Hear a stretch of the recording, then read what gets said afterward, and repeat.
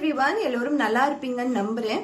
இன்னைக்கான ரீடிங்ல உங்க பர்சனுக்கும் உங்களுக்கும் ஒரு சின்ன மிஸ் அண்டர்ஸ்டாண்டிங்கால நோ கான்டாக்ட்ல இருக்கீங்க, ஒரு கம்யூனிகேஷன் இல்லாம இருக்கீங்க, ரொம்ப நாளா கம்யூனிகேஷன் இல்லாம இருக்கீங்க. உங்க பர்சன் உங்க மேல ஏதோ கோவத்தால பிளாக் பண்ணிருக்காங்க, அல்லது நீங்க அவங்கள பிளாக் பண்ணிருக்கீங்க. இந்த மாதிரி சூழ்நிலையில இருக்கும் பொழுது பிரபஞ்சம் நம்மளுக்கு சொல்லக்கூடிய வழிகாட்டுதல் என்ன, இந்த நோ கான்டாக்ட் சிச்சுவேஷனுக்கான ஒரு தீர்வு என்ன வருது, சொல்யூஷனா பார்க்கலாம், ப்ரெடிக்ஷனா பார்க்கலாம், கைடன்ஸா பார்க்கலாம். இந்த மாதிரி உங்க வாழ்க்கைக்கு தேவைப்படுற எது தேவைப்படுதோ அதை மட்டும் எடுத்துக்கோங்க. ரெசனேட் ஆகலைன்னா பார்க்க வேண்டாம். ஏன்னா அது வந்து உங்களுக்கு நெகட்டிவான இமோஷன்ஸை தான் நீங்களே கேரி பண்ணிப்பீங்க. ஸோ ரெசனேட் ஆறவங்க மட்டும் பாருங்க. ஸோ இது வந்து ஒரு ப்ராப்பரான சேனலைஸ்டு மெசேஜ், சேனலைஸ்டு ரீடிங். உங்களுடைய எனர்ஜியை பிரபஞ்சத்துக்கிட்ட நீங்க சொல்லுங்க. உங்களுக்கான கேள்விகளை பிரபஞ்சத்துக்கிட்ட கேட்டுட்டு இந்த ரீடிங்குள்ள வாங்க. நம்ம அலைன்டா இந்த ரீடிங்க என்ன மாதிரியான ஆன்சர்ஸ் வருதுன்னு நம்ம பார்ப்போம். ஸோ கமெண்ட் செஷன்ல கமெண்ட் பண்ணிடுங்க உங்களுடைய கேள்விகள், அல்லது உங்க பர்சனோட நேம் அல்லது உங்களோட நேமை கமெண்ட் செஷன்ல கமெண்ட் பண்ணிட்டு இந்த எனர்ஜியோட கனெக்ட் ஆகிக்கோங்க. நம்ம சேனலைஸ்டு ரீடிங்கா பார்க்கலாம். ஸோ உங்க பர்சனுக்கு இப்ப இருக்கக்கூடிய கரண்ட் எனர்ஜி என்ன வருது அப்படின்னு நம்ம செக் பண்ணிடலாம். உங்க பர்சனோட கரண்ட் எனர்ஜி எப்படி இருக்கு, உங்க பர்சனுக்கு உங்க மேல இருக்கக்கூடிய தாட்ஸ் அண்ட் ஃபீலிங் எப்படி இருக்கு அப்படின்னு நம்ம பார்ப்போம். ஸோ இதை நீங்க பார்த்துட்டு இருக்கீங்கன்னா உங்க மனசுல இப்ப என்ன கேள்வி எல்லாம் எழுதோ அந்த கேள்விகளுக்கு அனைத்துக்குமே ஒரு பாசிட்டிவான ரீடிங்ஸ் வரணும் அப்படின்னு சொல்லி நானும் வேண்டிக்கிறேன். பாசிட்டிவாவே உங்க வாழ்க்கையில நடக்கணும், அது அப்படியே நல்லதாகவே நடக்கணும் அப்படின்னு சொல்லி மேனிஃபெஸ்டேஷனும் பண்ணிக்கலாம். ஸோ எல்லாமே எல்லோருக்குமே ஒரு சிறந்த ஒரு வாழ்க்கையை கொடுக்கணும் அப்படின்னு சொல்லி பார்க்கலாம். ஸோ உங்க பர்சன் பார்த்தீங்கன்னா ஆக்சுவலா பென்டக்கல், பண ரீதியான பிரச்சனைகள்ல இருக்கலாம், பண ரீதியான நினைவுகள், அவங்களுக்கு மெமரிஸ்ல பணம் அப்படின்ற ஒரு விஷயம் வந்து ரொம்ப தீவிரமா இப்போ இருக்க சூழ்நிலையில லவ்வை விட பணம் அப்படின்றது கொஞ்சம் அவங்களுக்கு தேவைப்படுது. அது ஒரு நல்ல வேலையா இருக்கலாம், அல்லது குடும்பத்துல யாருக்கோ பண கஷ்டமா இருக்கலாம், அதுக்காக இவங்க ஹெல்ப் பண்ற மாதிரி இருக்கலாம். ஏன்னா குடும்பத்தோட கார்டும் வந்திருக்கு. ஸோ குடும்பம் சார்ந்த விஷயங்கள் அவங்க மனசுல இருக்கு. லவ்வை விட பணம் மற்றும் குடும்பம் சார்ந்த விஷயங்கள்ல அவங்க ஃபோக்கஸ் பண்ணிட்டு இருக்காங்க. ஸோ நீங்க இதை புரிஞ்சுக்கோங்க. என்னை பத்தி யோசிக்கலையா அப்படின்லாம் கேட்டீங்கன்னா ப்ரியாரிட்டி எதுவோ அதை பத்தி தான் அவங்க யோசனை பண்ணிட்டு இருக்காங்க.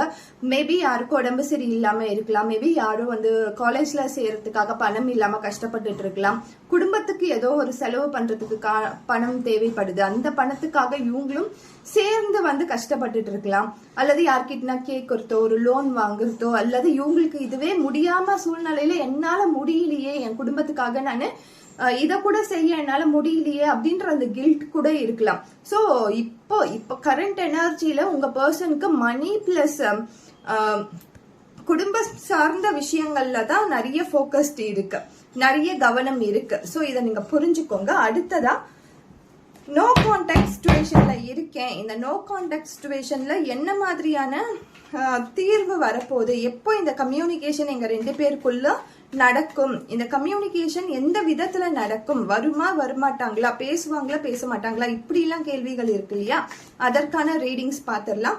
உங்க பர்சன் எனர்ஜி எப்படி இருக்கு அப்படின்னு நம்ம பார்த்தோம்னா கரெக்டா பாத்தீங்கன்னா யூனிவர்ஸ் வந்து நம்மளுக்கு நல்லா கைட் பண்ணிட்டு இருக்காங்க. யூனிவர்ஸ் வந்து நம்மளுக்கு கரெக்டான கார்ட்ஸ் கைட் பண்ணி கொடுத்துட்டு இருக்காங்க. ஏன்னா உங்க பர்சன் வந்து எல்லா விதமான இமோஷன்ஸும் இருக்கு, அல்லது உங்களுக்கே எல்லா விதமான இமோஷன்ஸும் இருக்கு. இமோஷன்ஸ்லாம் இல்லாம இல்ல. அவங்களுக்கு நீங்க படுற கஷ்டமோ, நீங்க வந்து பேசாம அவங்க உங்க கூட பேசாம இருந்தா அதால உங்களுக்கு எப்படிலாம் அஃபெக்ட் ஆகும் அப்படின்ற அந்த விஷயம்லாம் தெரியாம கிடையாது.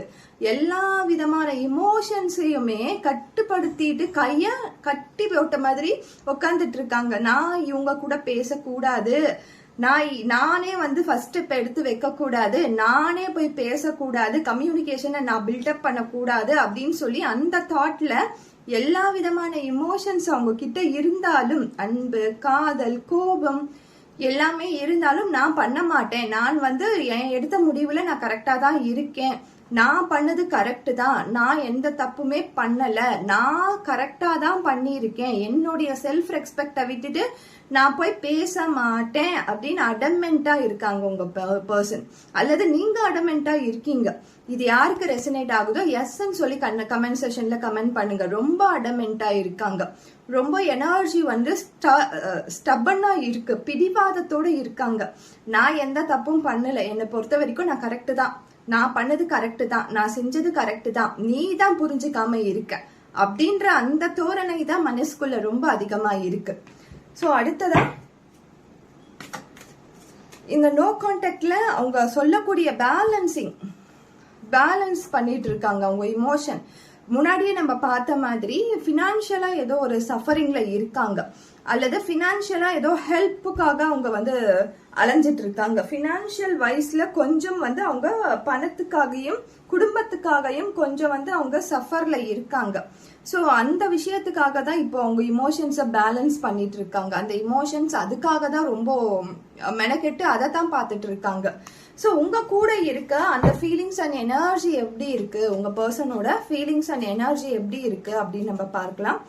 உங்க கூட இருக்கக்கூடிய இந்த காதலும் இல்லது இந்த ரிலேஷன்ஷிப்ல இருக்கக்கூடிய எனர்ஜிஸ் எப்படி இருக்கு அப்படின்னு நம்ம பார்த்தோம்னா, ஸோ ரெண்டுமே ஒரு மிஸ்ட்ரி எனர்ஜியா தான் இருக்குது. மிஸ்ட்ரி எனர்ஜி அப்படின்னும் பொழுது அவங்க என்ன நினைச்சிட்டு இருக்காங்கன்னா, நான் நிறைய எஃபர்ட் போட்டுட்டேன், அல்லது நீங்க என்ன நினைக்கிறீங்கன்னா, நான் நிறைய எஃபர்ட் போட்டுட்டேன், நான் எல்லாத்துக்குமே சேர்த்து நான் இந்த காதலை நான் தக்க வச்சுக்கிறதுக்கான எனர்ஜிஸ் எல்லாமே போட்டுட்டேன், எஃபர்ட்ஸ் எல்லாமே போட்டுட்டேன், நான் தான் பெருமுயற்சி பண்ணியிருக்கேன் அப்படின்ற எண்ணம் ரெண்டு பேர்ல யாருக்கோ ரொம்ப பலமா இருக்கு. அல்லது நீங்களே வந்து ரெண்டு பேருமே இதே எண்ணங்களோட பலத்தோட தான் இருக்கீங்க அப்படின்ற சென்ஸ் உங்க ரெண்டு பேருக்குமே ரொம்ப தீவிரமான எண்ணம் என்னவா இருக்குதுன்னா, நான் எஃபர்ட் போட்டுட்டேன், என்னால முடிஞ்சதை நான் தக்க வச்சுக்கிறதுக்கு என்ன பண்ண முடியுமோ எல்லாமே நான் பண்ணிட்டேன் அப்படின்ற அந்த ஒரு அக்ரெசிவான ஒரு எனர்ஜி ரொம்ப அதிகமா இருக்கு. ஏன்னா நீங்க போட்ட எஃபர்ட் ரொம்ப அதிகம் தான், அல்லது உங்க பார்ட்னர் போட்ட எஃபர்ட் ரொம்ப அதிகம் தான். ஆனா ரெண்டுமே வந்து எந்த ஒரு ரிசல்ட்டுமே காட்ட போறது கிடையாது. உங்களுக்கு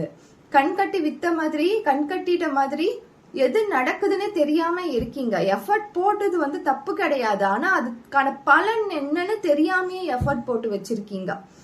ஸோ உங்களோட நினைப்பு இப்படிதான் இருக்கு, நான் எஃபர்ட் போட்டேன், இந்த ரிலேஷன்ஷிப்பை வந்து தக்க வச்சுக்கிறதுக்கு நான் எல்லா முயற்சியும் பண்ணிட்டேன், ஆனா நான் போட்ட எஃபர்ட்டுக்கான ரிசல்ட் இந்த லவ்ல எனக்கு கிடைக்கவே இல்லை அப்படின்ற எண்ணத்தோடயே இருக்கீங்க. ரெண்டு பேருமே அது மாதிரி எண்ணத்தோட தான் இருக்கீங்க. இந்த எனர்ஜி பாத்தீங்கன்னா ரெண்டுமே வந்து நம்மளுக்கு அந்த மாதிரியோட ஒரு நெகட்டிவான இமோஷன்ஸை தான் கேரி பண்ணிட்டு வருது.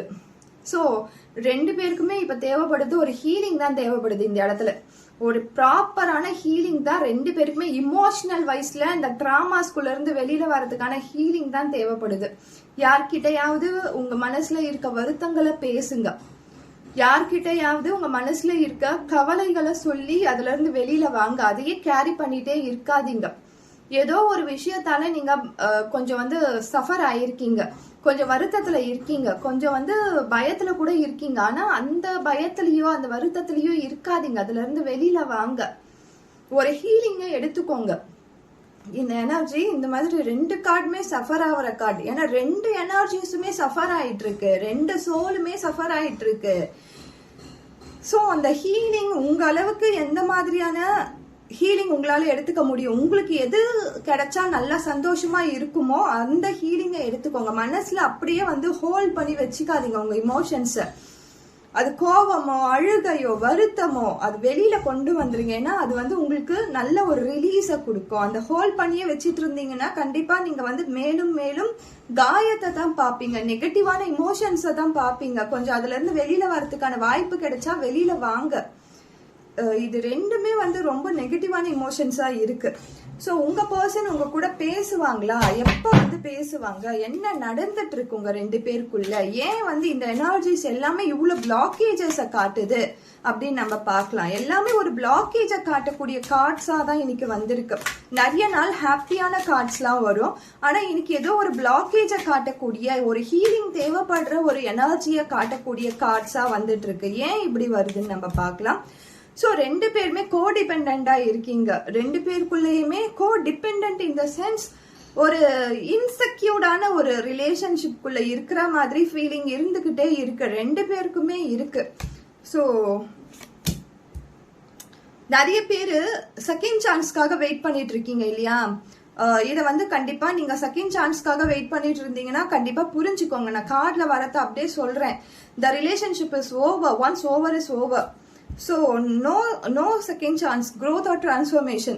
ஸோ இதை கொஞ்சம் நல்லா புரிஞ்சுக்கோங்க. திரும்பி அவங்க வந்தாலுமே உங்களுக்கு காயத்தை தான் கொடுத்துட்டு போவாங்க. இது வந்து செகண்ட் சான்ஸ். யாரெல்லாம் நினைச்சிட்டு இருக்கீங்களோ செகண்ட் திரும்பவும் ஒரு வாய்ப்பு கிடைச்சா நல்லா இருக்கும் அப்படின்னு நினைக்கிறவங்களுக்கு மட்டும்தான் நான் சொல்றேன். எல்லாருக்கும் பொருந்தாது. இது collective energy. So once death is death, what death is death. So இங்க வந்து செகண்ட் சான்ஸ்க்கு வாய்ப்பே கிடையாது. ஸோ நீங்க அந்த விஷயங்களை மட்டும் கொஞ்சம் கவனம் எடுத்துக்கோங்க. என்ன மேம் நீங்க இப்படி சொல்லிட்டீங்க, எனக்கு ரொம்ப வருத்தமா இருக்கு அப்படின்னீங்கன்னா, இப்ப கண்டிப்பா வருத்தமா இருக்கும். இன்னும் சில நாட்களுக்கு வருத்தப்படலாம். ஆனா இதை நீங்க புரிஞ்சுக்கிட்டீங்கன்னா உங்க வாழ்க்கை சிறப்பா இருக்கும். ஸோ அடுத்து வரக்கூடிய கார்டு என்ன சொல்லுது அப்படின்னு நம்ம பார்க்கலாம். உங்க 2 பேருக்கும் இருக்கக்கூடிய எனர்ஜிஸ்ல கார்டு எப்படி வருதுன்னு நம்ம பார்ப்போம். இது வந்து ஒரு சிலருக்கு எப்படி இருக்க போகுதுன்னு பார்க்கறது. ஸோ நிறைய பேர் அந்த ஓல்ட் ஸ்கூல்லயே இருக்கீங்க, பாஸ்ட பத்தியே நினைச்சிட்டு இருக்கீங்க. ஸோ பட்டர்ஃப்ளை எஃபெக்ட் கண்டிப்பா உங்களுக்கான அந்த பட்டர்ஃப்ளை எஃபெக்ட்ன்றது நடக்க தான் செய்யும். நீங்க எதிர்பார்த்த அந்த கம்யூனிகேஷன் நடக்க தான் செய்ய போகுது. கூடிய விரைவில் நடக்கும். பட்டர்ஃப்ளை வந்திருக்கு இல்லையா? ஸோ 2 பேருமே லேர்னிங் அண்ட் எக்ஸ்பென்ஸ் ஒரு சின்ன டிரான்ஸ்ஃபர்மேஷன் இருக்கும். யூனியன் டு நியூ ஃபேசஸ், ஒரு புதிய பாதைக்கான வழிகாட்டுதல் கண்டிப்பா இருக்கும். இது நிறைய பேருக்கு சூட் ஆகும். எது உங்களுக்கு சூட் ஆகுதோ அதை மட்டும் எடுத்துக்கோங்க. ஸோ டேரட் சொல்லக்கூடிய கன்க்ளூஷன்ஸ், ஏன்னா இந்த எனர்ஜி ரொம்ப வந்து ஹெவியான எனர்ஜியா இருக்கு. நம்மளுக்கு எடுக்கும் போதே தெரியுது. யூனிவர்ஸ் நம்மளுக்கு வந்து ஒரு வழிகாட்டுதல் சொல்லக்கூடிய ஒரு நம்ம கூடயே இருந்து மிராக்கிள்ஸை கொடுத்துட்டு இருக்காங்க, மிராக்கிள்ஸை சொல்லிட்டு இருக்காங்க.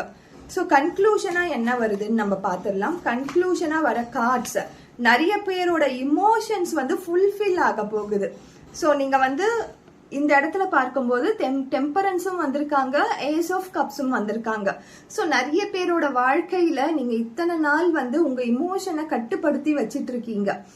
நெகட்டிவ் இமோஷனாக இருக்கட்டும், பாசிட்டிவ் இமோஷனாக இருக்கட்டும், நல்ல பேலன்சிங்கா நீங்க இருக்கீங்க. யார்கிட்டயும் சொல்லல, யார்கிட்டயும் புலம்பல. உங்களுடைய வருத்தங்களை நீங்க மட்டுமே கோ த்ரூ பண்ணிட்டு இருக்கீங்க.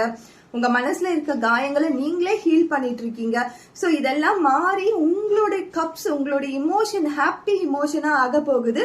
ஒரு நல்ல எல்லாமே உங்க லைஃப்ல கிடைக்க போகுது. கூடிய விரைவில் நடக்கும். இது எல்லாமே சீக்கிரத்துல நடக்க போகுது. வித்தின் ஒரு 6 மந்த்க்குள்ள நடக்கும். என்ன மேம் 6 மந்த் சொல்றீங்க? கண்டிப்பா இத்தனை நாள் வெயிட் பண்ணிட்டீங்க இல்லையா? ஒரு 6 மாசம் வெயிட் பண்றதுல ஒன்றும் தவறு கிடையாது. கண்டிப்பா இது நடக்கும்.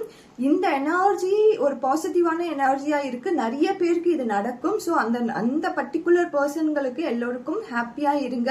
நம்ம முன்னாடியே பார்த்த மாதிரி யாருன்னா செகண்ட் சான்ஸ்க்கு வெயிட் பண்ணிட்டு இருந்தீங்கன்னா கட்டாயம் நீங்க உங்க வாழ்க்கையை கவனிங்க. அதுக்குள்ளேயே இருக்காதீங்க. அதுல இருந்து வெளியில வாங்க. வெளியில வந்து ஹாப்பியா சந்தோஷமா இருங்க. இந்த ரீடிங் நிறைய பேருக்கு பிடிச்சிருக்கோம் நம்புறேன். Thank you so much.